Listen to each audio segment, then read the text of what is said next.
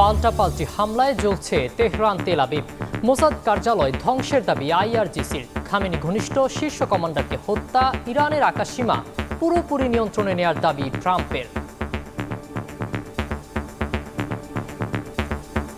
ইরানের ভয়ঙ্কর পরিস্থিতিতে বাংলাদেশিরা তেহরান থেকে সরানোর কাজ করছে পররাষ্ট্র মন্ত্রণালয়। এই মুহূর্তে ইরান ত্যাগ করার কোনো ব্যবস্থা নাই। আমরা তাদেরকে তেহরান থেকে যতটুকু দূরত্বে গেলে নিরাপদে থাকতে পারবে, তারা যেন ততটুকু দূরত্বে গিয়ে থাকে, অর্থাৎ নিরাপদ স্থানে সরে যাওয়া। দেখছিলেন প্রধান শিরোনাম। রাত 11টার সময় সঙ্গে আছি আমি সাখাওয়াত হোসেন শাহ। এবার অন্যান্য শীর্ষ সংবাদ। অর্থ বিল আস্থা ভোট ছাড়া এমপিদের স্বাধীন মতের বিষয়ে দলগুলোর ঐক্য। দুই কক্ষের পার্লামেন্টও সায়, সরকারের নিরপেক্ষতা নিয়ে প্রশ্ন এনসিপির। কাল সংলাপে যাবে জামায়াত। জুলাই হত্যার বিচারে দ্বিতীয় ট্রাইব্যুনালের যাত্রা শুরু। হুমকি ধমকিতে বন্ধ হবে না বিচার, মন্তব্য চেয়ারম্যানের। হাসিনা কামালকে আত্মসমর্পণে পত্রিকায় বিজ্ঞপ্তি। প্রথমবার দুর্নীতির মামলার আসামি ক্রিকেটার সাকিব আল হাসান। শেয়ার কারসাজি করে বিপুল অর্থ আত্মসাতের অভিযোগ। নেওয়া হবে আইনি পদক্ষেপ, জানালেন দুদক মহাপরিচালক। এবং 1 মাসের বেশি সময় ধরে বন্ধ ঢাকা দক্ষিণ সিটির প্রশাসনিক কার্যক্রম। বিপাকে সেবা প্রত্যাশীরা। আসিফের বিরুদ্ধে ব্যক্তিগত স্বার্থে শপথ না পড়ানোর অভিযোগ ইশরাকের। পাল্টাপাল্টি হামলায় জ্বলছে ইরান ইসরায়েল। তেল আবিবের গোয়েন্দা সংস্থা মোসাদের কার্যালয় ধ্বংসের দাবি করেছে ইরান। আক্রমণ অব্যাহত রেখেছে ইসরায়েলও। খামেনি ঘনিষ্ঠ শীর্ষ এক কমান্ডারকে হত্যার দাবি করেছে নেতানিয়াহু বাহিনী। এদিকে মার্কিন প্রেসিডেন্ট ডোনাল্ড ট্রাম্প দাবি করেছেন ইরানের আকাশসীমা পুরোপুরি নিয়ন্ত্রণে নেওয়া হয়েছে। শনাক্ত হয়েছে খামেনির অবস্থানও। এদিকে ইসরায়েলে নতুন করে ক্ষেপণাস্ত্র নিক্ষেপের তথ্য প্রকাশ করেছে ইরানি গণমাধ্যম। একের পর এক হামলায় জ্বলছে ইরান ও ইসরায়েল। উত্তেজনা কমার বদলে দিন দিন বেড়েই চলেছে সংঘাত। স্থানীয় সময় মঙ্গলবার সকালেও তেল আবিব, জেরুজালেম, হার্জলিয়া, হাইফা সহ বিভিন্ন শহরের আকাশে দেখা যায় একাধিক ক্ষেপণাস্ত্র। মোসাদের প্রধান কার্যালয় ও গুদামে হামলার দাবি করে ইরান। ইসরায়েলি সেনাবাহিনী জানায় ইরান থেকে ছোড়া ক্ষেপণাস্ত্র প্রতিহত করতে আকাশ প্রতিরক্ষা ব্যবস্থা সক্রিয় রয়েছে। তবে গুরুত্বপূর্ণ অবকাঠামোয় কয়েকটি মিসাইল সরাসরি আঘাত এনেছে। চলমান সংঘাতের মধ্যেই ইসরায়েলের প্রতি সমর্থন জানিয়ে যৌথ বিবৃতি দিয়েছে G7। সেই সঙ্গে ইরান কখনোই পারমাণবিক অস্ত্র রাখতে পারবে না বলেও হুঁশিয়ারি দেওয়া হয় ওই বিবৃতিতে। সম্মেলন শেষ হওয়ার আগেই ওয়াশিংটনে ফিরে গেছেন মার্কিন প্রেসিডেন্ট ডোনাল্ড ট্রাম্প। একই সঙ্গে যুদ্ধবিরতি নয়, বড় কিছুর ইঙ্গিত দেন ট্রাম্প। বলেন সত্যিকার অর্থে যুদ্ধ বন্ধ করতে চান তিনি। আমরা যুদ্ধবিরতি চাই না। আমি বলিনি যে আমি যুদ্ধবিরতি চাই। আমরা যুদ্ধবিরতির চেয়ে ভালো কিছু খুঁজছি। রাইসা জান্নাত, সময় সংবাদ। ইরানে অবস্থানরত প্রবাসী বাংলাদেশি সহ দূতাবাসের কর্মীরা ভয়াবহ হুমকির মুখে পড়েছে বলে জানিয়েছেন ভারপ্রাপ্ত পররাষ্ট্র সচিব। তাদেরকে তেহরান থেকে নিরাপদ স্থানে সরিয়ে নিতে বাংলাদেশ কাজ করছে বলেও জানান তিনি। সংঘাত বন্ধে বিশ্ব সম্প্রদায়কে কার্যকর ব্যবস্থা নেওয়ার আহ্বান জানিয়ে মধ্যপ্রাচ্যের অন্য দেশগুলোর দূতাবাসকেও সতর্ক থাকার নির্দেশনা দেন রুহুল আলম সিদ্দিকী। 13 জুন ইরানের রাজধানী তেহরানে ইসরায়েলি বিমান বাহিনীর হামলার মধ্য দিয়ে শুরু হয় ইরান ইসরায়েল সংঘাত। অব্যাহত সেই সংঘাতে হুমকির মুখে পড়েছে ইরানে অবস্থানরত 2000-এরও বেশি বাংলাদেশি। এরই মধ্যে তেহরান থেকে বাংলাদেশি সহ দূতাবাস কর্মকর্তাদের নিরাপদ স্থানে সরিয়ে নিতে কাজ শুরু করেছে বাংলাদেশের পররাষ্ট্র মন্ত্রণালয়। মঙ্গলবার বিকালে পররাষ্ট্র মন্ত্রণালয়ে ইরান ইসরায়েল যুদ্ধ পরিস্থিতি এবং প্রবাসী বাংলাদেশিদের নিরাপত্তা নিয়ে ব্রিফিং করেন ভারপ্রাপ্ত পররাষ্ট্র সচিব রুহুল আলম সিদ্দিকী। বলেন তেহরান থেকে বাংলাদেশিদের দূরে স্থানান্তর করা গেলেও এই মুহূর্তে তাদের ইরান থেকে সরানো সম্ভব নয়। মধ্যপ্রাচ্যের অন্য দেশগুলোর দূতাবাসকেও সতর্ক থাকার নির্দেশনা দেন তিনি। তেহরানে কিছু বাংলাদেশি আছে যারা হামলায় ক্ষতিগ্রস্ত হওয়ার সম্ভাবনা আছে, তাদেরকে আর আমাদের দূতাবাসে যারা কাজ করছেন তাদের জন্যই আমরা এখন কাজ করছি। ইসরায়েলের আগ্রাসনের মাধ্যমে জাতিসংঘ সনদ ও ইরানের সার্বভৌমত্ব লঙ্ঘন হয়েছে উল্লেখ করে হামলার তীব্র নিন্দা ও উদ্বেগ প্রকাশ করেন ভারপ্রাপ্ত পররাষ্ট্র সচিব। যুদ্ধ বন্ধে বিশ্ব সম্প্রদায়কে কার্যকর ব্যবস্থা নেয়ার আহ্বান জানান তিনি।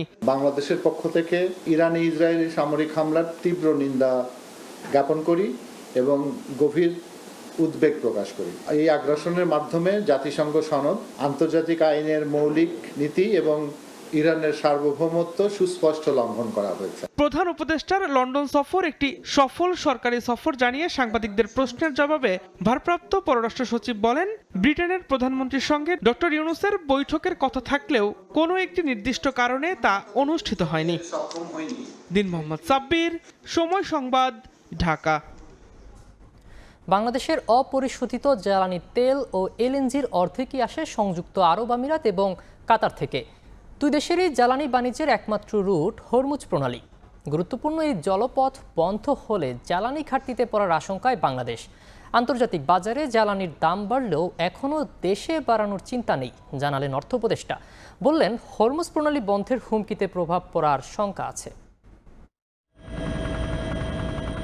ইরান ইসরায়েল পাল্টাপাল্টি হামলার প্রেক্ষাপটে যে কোনো মুহূর্তে বন্ধ হতে পারে বিশ্বের অন্যতম ব্যস্ত জলপথ হরমুজ প্রণালী। ৩৪ কিলোমিটারের দীর্ঘ এই জলপথ চিন্তা বাড়াচ্ছে বাংলাদেশেরও।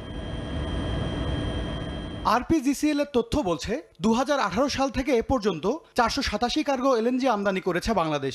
এর মধ্যে ২৬৭ কার্গো কাতার এবং ওমান থেকে এসেছে ১২২ কার্গো, অর্থাৎ চাহিদার ৮০% মেটাচ্ছে এই দুই দেশ। চলতি অর্থ বছরেও ৫৬ কার্গো এলএনজির মধ্যে এপ্রিল পর্যন্ত এসেছে ৪৬ কার্গো। হরমুজ প্রণালী বন্ধ হলে বাংলাদেশকে জ্বালানি সরবরাহ করতে পারবে না কাতার। জাহাজ কোম্পানিগুলো যারা কাজ করে তারা নিশ্চয়ই এগুলো নিয়ে হয়তো চিন্তা ভাবনা করবে যে তারা অন্য বিকল্প কি ব্যবস্থা করা যায়, but to best of my knowledge এখন এই মুহূর্তে সেই ব্যবস্থাটা কিন্তু নাই। মঙ্গলবার সরকারি ক্রয় সংক্রান্ত উপদেষ্টা পরিষদ কমিটির সভায় ৬১২ কোটি টাকা ব্যয়ে মার্কিন প্রতিষ্ঠান এক্সিলারেট এনার্জি থেকে এক কার্গো এলএনজি আমদানির অনুমোদন দেওয়া হয়েছে। আগের দামই কেনা হচ্ছে বলে জানান অর্থ উপদেষ্টা। আজকে যেটা দিলাম ওটা ওল্ড প্রাইসে ওরা কোট করেছে, ভাগ্য ভালো যে ওই প্রাইসে আমরা পাবো আপাতত। বাট আমরা অবজার্ভ করছি যদি যুদ্ধটা বেশি দিন চলে, এটা এফেক্ট যদি হয় তখন আমাদের উপর একটু প্রেশার পড়বে। বিপিসির তথ্য বলছে সংযুক্ত আরব আমিরাত এবং সৌদি আরব থেকে বছরে প্রায় ১৪ লাখ টন অপরিশোধিত তেল আমদানি হয়। বিকল্প পথে চাহিদার অর্ধেক জ্বালানি মিলতে পারে। আমাদের এক্সপোর্টে এখন প্রায় 35-40% আমরা ম্যানমেড ফাইবার ইউজ করি। এই কাপড়গুলোর দামও বেড়ে যাবে। গুরুত্বপূর্ণ এই জলপথ দিয়ে পরিবাহিত জ্বালানি তেলের প্রায় ৭০%-এরই ভোক্তা দক্ষিণ এশিয়া। MS আরেফিন, সময় সংবাদ, ঢাকা। অন্য প্রসঙ্গ, অর্থ বিল ও আস্থা ভোট ছাড়া সব বিষয়ে এমপিরা জাতীয় সংসদে স্বাধীনভাবে মত দিতে পারবেন। জাতীয় ঐকমত্য কমিশনের সঙ্গে সংলাপে এ বিষয়ে একমত হয়েছেন রাজনৈতিক দলগুলো। বিএনপির স্থায়ী কমিটির সদস্য সালাউদ্দিন আহমেদ জানিয়েছেন, দ্বিকক্ষ বিশিষ্ট পার্লামেন্টের বিষয়ে একমত হয়েছে বেশিরভাগ রাজনৈতিক দল। এদিকে লন্ডনে তারেক ইউনূস বৈঠক ইস্যুতে সরকারের নিরপেক্ষতা নিয়ে প্রশ্ন তুলেছেন এনসিপি ও গণ অধিকার পরিষদের নেতারা। আগামীকাল জামায়াত সংলাপে যোগ দেবে বলে জানান কমিশনের সহসভাপতি আলী রিয়াজ। যেসব সংস্কার সুপারিশ নিয়ে আলোচনা শেষ হয়নি সেসব বিষয় নিয়ে রাজনৈতিক দলগুলোর সঙ্গে আবারও সংলাপ করেছে জাতীয় ঐকমত্য কমিশন।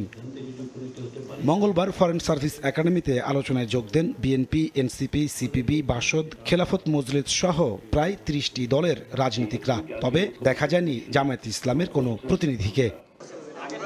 দিনব্যাপী আলোচনা শেষে সন্ধ্যায় বিএনপির স্থায়ী কমিটির সদস্য সালাউদ্দিন আহমেদ জানান, দ্বিকক্ষ বিশিষ্ট পার্লামেন্টের বিষয়ে একমত হয়েছে বেশিরভাগ রাজনৈতিক দল। দলীয় সদস্যরা দলের বিপক্ষে ভোট দিতে পারেন না, তাহলে সদস্যপদ থাকে না। আস্থা ভোট, অর্থ বিল এগুলো বাদে অন্যান্য সকল বিষয়ে সংসদ সদস্যগণ স্বাধীন মতামত দেবেন, ভোট দিতে পারবেন। এদিকে প্রধান উপদেষ্টা ও ঐকমত্য কমিশনের কার্যক্রম বিএনপির দিকে ঝুঁকে যাওয়ার অভিযোগ করে জাতীয় ঐকমত্য কমিশনের নিরপেক্ষতা নিয়ে প্রশ্ন তুলেছে এনসিপি ও গণ অধিকার পরিষদ।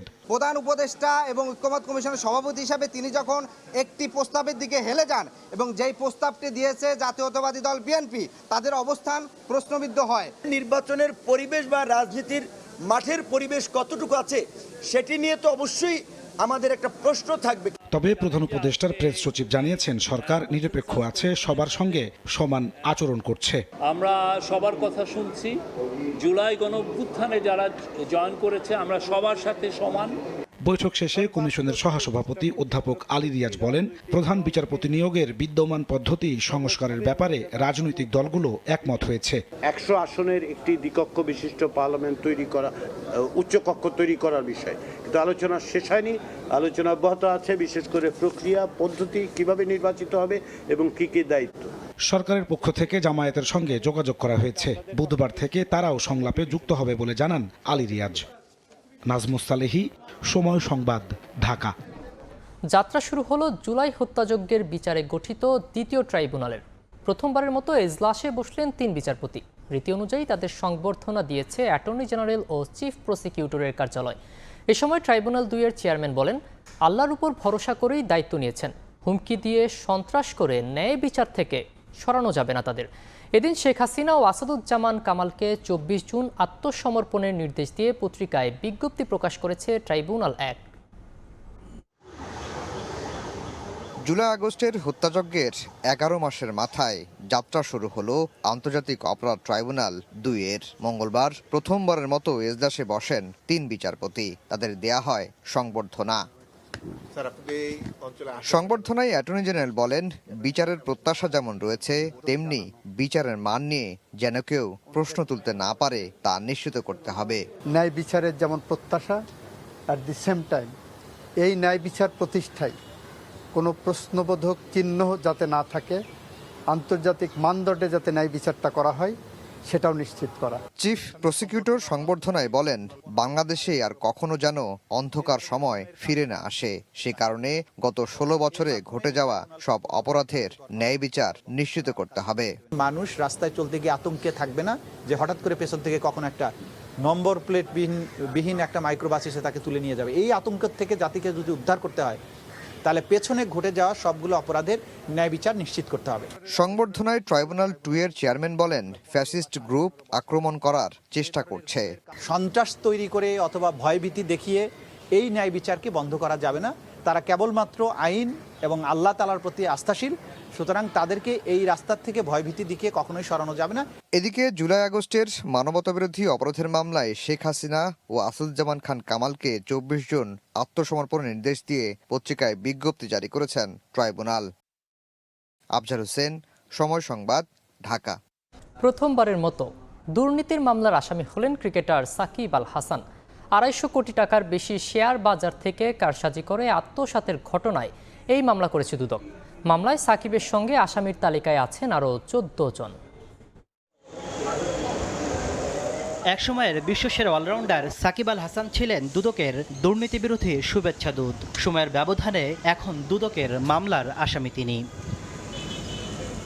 5 আগস্ট পট পরিবর্তনের পর মাগুরা 1 আসনের আওয়ামী লীগের সাবেক এই সংসদ সদস্যের বিরুদ্ধে শেয়ার বাজার থেকে 100 কোটি টাকা আত্মসাতের অভিযোগ আসে দুদকে। প্রায় 4 মাসের অনুসন্ধান শেষে দুদক বলছে, সাধারণ বিনিয়োগকারীদের প্রলুব্ধ করে সাকিব আল হাসান ও তার সহযোগীরা হাতিয়ে নিয়েছে 256 কোটি টাকা। এর মধ্যে সাকিবের বিরুদ্ধে সরাসরি 2 কোটি 95 লাখ টাকা আত্মসাতের অভিযোগ আনা হয়েছে। এ ঘটনায় সাকিব সহ 15 জনের বিরুদ্ধে মামলা করেছে সংস্থাটি। জনাব মোহাম্মদ আবুল খায়ের, উপনিবন্ধক সমবায় অধিদপ্তর, জনাব সাকিব আল হাসান এবং জনাব কাজী সাদি হাসান সহ 15 জন বিভিন্ন ব্যক্তির নামে মার্কেট থেকে 256 কোটি 97 লক্ষ টাকারও বেশি আত্মসাৎ করা হয়েছে। দুদকের মহাপরিচালক জানান, সাকিব আল হাসান এখন ফৌজদারি মামলার আসামি। তার বিরুদ্ধে তদন্তকারী কর্মকর্তা আইনগত ব্যবস্থা নিতে পারবেন। এটা একটি ফৌজদারি মামলা এবং এই মামলার তিনি একজন এজাহার নামীয় আসামি। সুতরাং আমরা সেইখানে আমাদের তদন্তকারী কর্মকর্তা দল তারা এই বিষয়গুলি বিবেচনা করবেন, কিভাবে কোন প্রেক্ষাপটে কি ধরনের ব্যবস্থা গ্রহণ করতে হবে। এদিকে ব্রিটিশ এমপি টিউলিপ সিদ্দিকের বিরুদ্ধে গুলশানে অবৈধভাবে ফ্ল্যাট গ্রহণের মামলায় রাজউকের সাবেক চেয়ারম্যান হুমায়ুন খাদেম সহ সাবেক 9 কর্মকর্তাকে 22 ও 23 জুন তলব করেছে দুদক। তাসলিম তৌহিদ, সময় সংবাদ, ঢাকা। ঢাকা দক্ষিণ সিটির প্রশাসনিক কার্যক্রম দীর্ঘদিন ধরে বন্ধ থাকায় চরম ভোগান্তিতে পড়েছেন সিটির বাসিন্দারা। উপদেষ্টা আসিফ মাহমুদের বিরুদ্ধে ব্যক্তিগত স্বার্থে শপথ না পড়ানোর অভিযোগ করেছেন ইশরাক হোসেন। আনুষ্ঠানিকভাবে শপথ গ্রহণের আগে মেয়রের দায়িত্ব নেবেন না বলে জানান তিনি। রাজীব শেখ মুন্সিগঞ্জের বিক্রমপুর থেকে এসেছেন ঢাকা দক্ষিণ সিটি কর্পোরেশনের নগর ভবনে তার ভাগ্নের জন্ম নিবন্ধনে বাবার নাম সংশোধন করতে। ঢাকা দক্ষিণ সিটির কার্যক্রম বন্ধ থাকায় পড়েছেন বিপাকে। কাজ না হলেও ফিরতে হচ্ছে বাড়িতে। কাজকর্ম বন্ধ আছে অফিসিয়াল, যদি অফিসটা খোলা থাকতো অবশ্যই সেবাটা পাইতাম। কেউ এসেছেন ট্রেড লাইসেন্স নবায়ন করতে, কেউ বা এসেছেন দোকান ভাড়া পরিশোধ করতে। নির্দিষ্ট সময় পার হলে গুনতে হবে বাড়তি টাকা। এই মাসের 30 তারিখে যদি আমি ভাড়া না দিতে পারি আমার জরিমানা দিতে হবে। এটার জন্য আমার আরেকটা লাইসেন্স আছে, ওই লাইসেন্সটা করতে পারবো না। যদি এটা না করতে পারে ওটার সাথে আবার জরিমানা হবে। এদিকে টানা অবস্থান কর্মসূচির অংশ হিসেবে মঙ্গলবার সকালে প্রতীকী অবস্থান কর্মসূচি পালন করেন ইশরাক হোসেনের সমর্থকরা। এই আন্দোলনের ফলে নগরবাসীর কোনো দুর্ভোগ হচ্ছে না বলে আমরা মনে করি। জনতার মেয়র ইশরাকের হাতে ক্ষমতা বুঝিয়ে না দেওয়া পর্যন্ত আমরা আমাদের আন্দোলন চলছে। সমর্থকদের এ কর্মসূচিতে এসে বিএনপি নেতা ইশরাক হোসেন বলেন, আনুষ্ঠানিক প্রক্রিয়ায় শপথ গ্রহণ না করা পর্যন্ত মেয়রের দায়িত্ব পালন করবেন না। শপথ গ্রহণ অনুষ্ঠান না হওয়া পর্যন্ত অফিসিয়ালি আমি মেয়রের দায়িত্ব নিতে পারছি না। দুর্নীতি দমন কমিশনকে আহ্বান জানাতে চাই, আপনারা এখানে আসুন, এসে এখানে যতদিন এই আসিফ মাহমুদ সজীব ভুঁইয়া অফিস করেছে, কি কি দুর্নীতি করে গিয়েছে তার সমস্ত কিছু আপনারা তদন্ত করুন। দক্ষিণ সিটির প্রশাসনিক কার্যক্রম বন্ধ দীর্ঘদিন ধরে, তাই অনতিবিলম্বে সমস্যার সুরাহা করে নগর ভবনে সেবা চালুর দাবি জনসাধারণের। আয়েশা সিদ্দিক সামিয়া, সময় সংবাদ, ঢাকা। ঢাকা ও চট্টগ্রামে করোনায় আক্রান্ত দুজনের মৃত্যুর তথ্য জানিয়েছে স্বাস্থ্য অধিদপ্তর। একদিনে শনাক্ত হয়েছে 18 জন। এদিকে করোনাকালে স্বাস্থ্য অধিদপ্তর থেকে মৃত্যুর যে সংখ্যা প্রকাশ করা হয়েছিল, প্রকৃত সংখ্যা এর চেয়ে অনেক বেশি, এমন দাবি করেছেন আন্তর্জাতিক উদরাময় গবেষণা কেন্দ্র ICDDRBর গবেষকরা। তাদের মতে যারা হাসপাতালে যাননি, যারা করোনার সব উপসর্গ নিয়ে ভুগেছেন, তাদের মৃত্যু সরকারি পরিসংখ্যানে নেই। এছাড়াও চিকিৎসা ও জনস্বাস্থ্য সাময়িকী ল্যান্সেটে উল্লেখ করা হয়, করোনাকালে 2020 ও 2021 সালে দেশে বাড়তি 4,13,000 মানুষের মৃত্যু হয়। এর কোনো তথ্যই লিপিবদ্ধ হয়নি। মনির হোসেনের প্রতিবেদন। 2020 সালের 18 মার্চ মহামারী করোনা ভাইরাসে প্রথম মৃত্যু দেখে দেশ। এরপর দিন বাড়ার সঙ্গে সঙ্গে লাফিয়ে বাড়তে থাকে মৃত্যুর সংখ্যা। প্রতিনিয়ত চলতে থাকে মৃত্যুর সঙ্গে বেঁচে থাকার লড়াইও। বছর 5 পরে এসে আবারও চোখ রাঙাচ্ছে করোনা। স্বাস্থ্য অধিদপ্তরের তথ্য অনুযায়ী চলতি বছর করোনায় দেশে মৃত্যু হয় 4 জনের। সব মিলিয়ে 15 জুন পর্যন্ত করোনায় আক্রান্ত হয়ে মারা গেছেন 29,503 জন। এর আগে করোনায় মৃত্যু শূন্য ছিল 2024 সাল। 2023 সালে মারা যান 37 জন এবং 2022 সালে মারা যান 1,368 জন। করোনায় মোট মৃত্যু হওয়া বাকি 28,094 জনের মৃত্যু হয় 2020-21 সালে। করোনার সময় মৃত্যুর সংখ্যা নিয়ে চট্টগ্রামের সীতাকুণ্ড ও ঢাকা উত্তর সিটি কর্পোরেশন এলাকায় আলাদা দুটি গবেষণা হয়। তাদের মতে সরকারি হিসাবে আছে শুধু হাসপাতালে মৃত্যুর তথ্য। যারা হাসপাতালে আসেননি, যারা করোনার উপসর্গ নিয়ে ভুগেছেন, তাদের মৃত্যুর তথ্য সরকারি পরিসংখ্যানে নেই। এছাড়া 2022 সালের 10 মার্চ বাড়তি মৃত্যুর অনুমিত সংখ্যা প্রকাশ করে চিকিৎসা ও জনস্বাস্থ্য সাময়িকী ল্যান্সেটে উল্লেখ করা হয়, করোনাকালে 2020 ও 21 সালে বাংলাদেশে বাড়তি 4,13,000 মানুষের মৃত্যু হয়েছে। কোভিডের সময় বিশেষ করে 2020 সালে অনেক অতিরিক্ত মৃত্যু হয়েছে, যেটা প্রত্যক্ষভাবে কোভিডের জন্য, আবার একই সাথে পরোক্ষভাবে কোভিডকালীন কিছু মৃত্যু হন যে করোনায় ভুগছেন কিন্তু কোনো কারণে করোনার ডায়াগনোসিস হয় নাই, এই কারণে সেই মৃত্যুটা হয়তো সরকারি নথি এবং তথ্যে আসে নাই।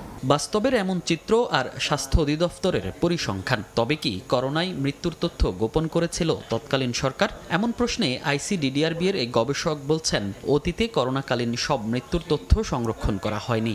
বর্তমানেও শুধু করোনায় আক্রান্ত মৃত্যুর সংখ্যা বিবেচনা না করে অন্যান্য মৃত্যুর তথ্য পর্যালোচনার পরামর্শ তার।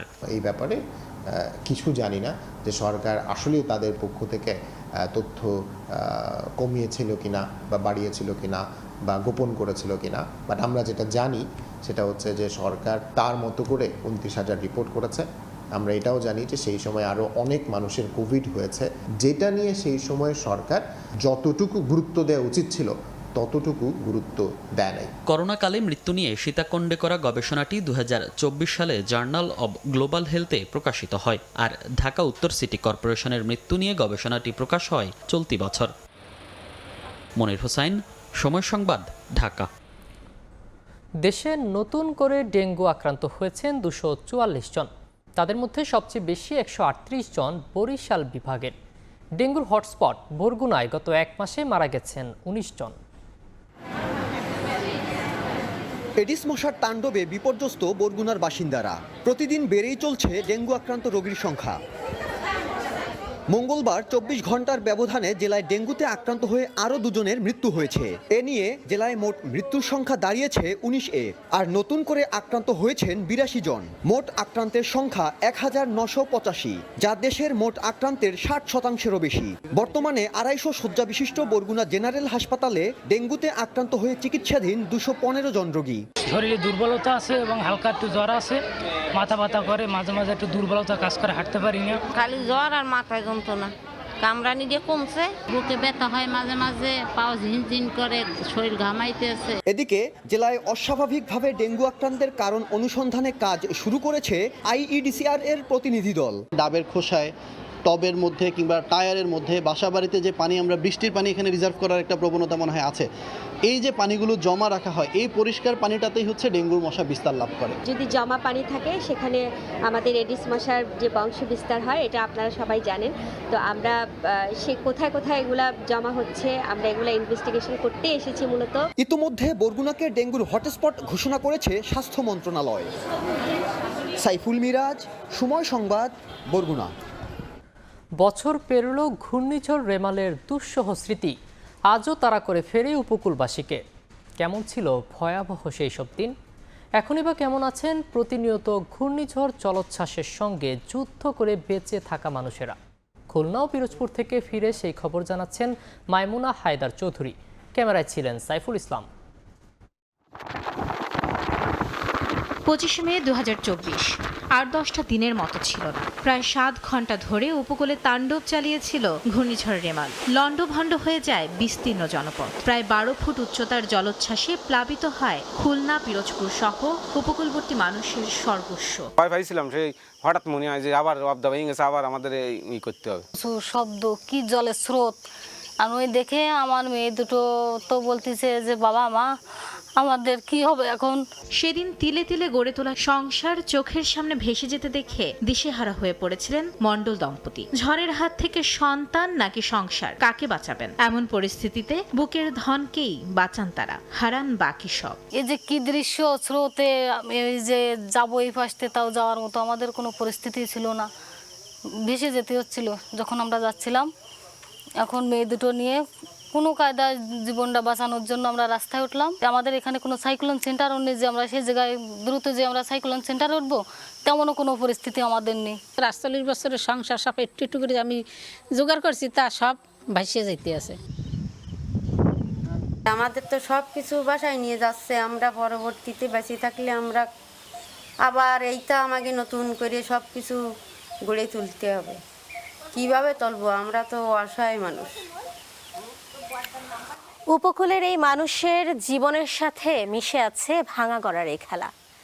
ঘূর্ণিঝড় রেমালের প্রায় বছর পেরিয়ে গেল, এখানকার মানুষেরা আজও কাটিয়ে উঠতে পারেনি ঝড়ের সেই দুঃসহ স্মৃতি। ছোট একটা বাচ্চা নিয়ে তখন তো সবাই আতঙ্ক, কি করবো, এত জল, গলা পর্যন্ত জল। গাছ পড়ছে ঘরের উপরে, গাছ পড়ার পর কি করব, কোনো জায়গা তো ঠাই নেই। প্রকৃতির কাছে হার মানলেও জীবনের কাছে হার মানেনি উপকূলের মানুষ।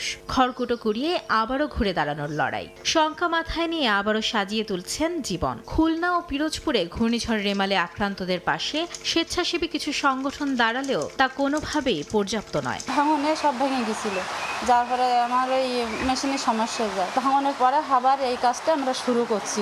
রিহ্যাবিলিটেশনের অংশ হিসেবে আমরা এই ঘরবাড়ি নির্মাণের সহযোগিতা করি, আমরা হাইজিন স্যানিটেশন ব্যবস্থা করি। এখনো জোয়ারের পানিতে প্রতিনিয়তই দুর্ভোগে উপকূলবর্তী এই অঞ্চল। সমস্যার সমাধানে টেকসই বাঁধ চান স্থানীয়রা। মাইমুনা হায়দার চৌধুরী, সময় সংবাদ।